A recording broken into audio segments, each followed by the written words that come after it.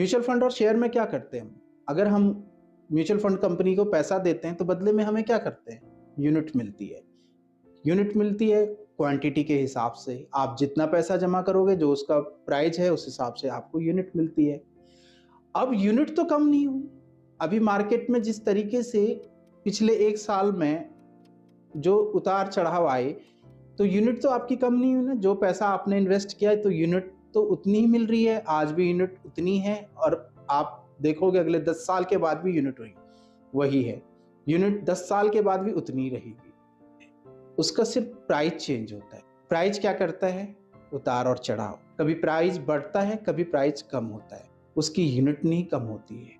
किसी भी बिजनेसेस में अगर इन्वेस्ट कर रहे हो तो आपने अपना सबसे पहले अपनी यूनिट देखनी है कि आपके पास जितनी भी यूनिट है, कि अभी मार्केट गिर रहा है तो लोग अपना पैसा निकाल देते हैं। आपके पास अगर अपना बिजनेस है तो क्या आप अपना बिजनेस बंद कर देते हो अगर उसमें प्रॉफिट आना बंद कर हो जाता है? तो अगर उसमें प्रॉफिट नहीं बन रहा तो आप अपना बिजनेस बंद कर देते हो? मुझे तो नहीं लगता कि आप लोग अपना बिजनेस बंद कर।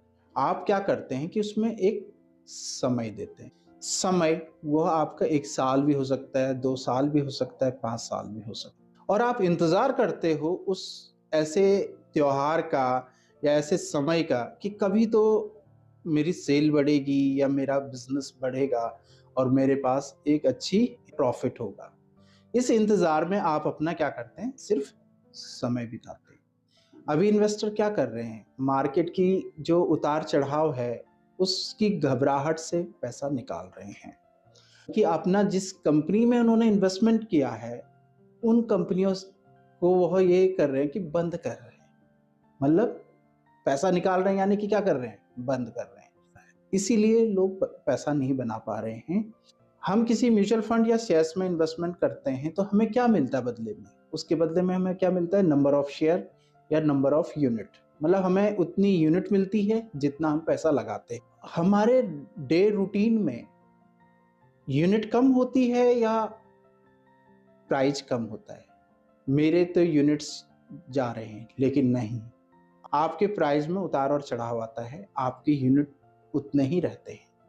अगर अगले 10 साल के बाद भी आप देखोगे तो आपके पास यूनिट की क्वांटिटी उतनी ही होगी या शेयर ऑफ नंबर उतने ही होंगे, लेकिन उसका क्या बदल चुका होगा? प्राइस बदल चुका। जो हमारे पास यूनिट है, अगले 10 साल के बाद अगर हम उसका प्राइस देखेंगे तो हमें अपने आप से एक बार ये लगेगा कि काश अगर मैंने यह होल्ड किया होता तो आज मेरे पास एक अच्छे पैसे होते। तो हमें घबराना नहीं है, हमें यूनिट पे ध्यान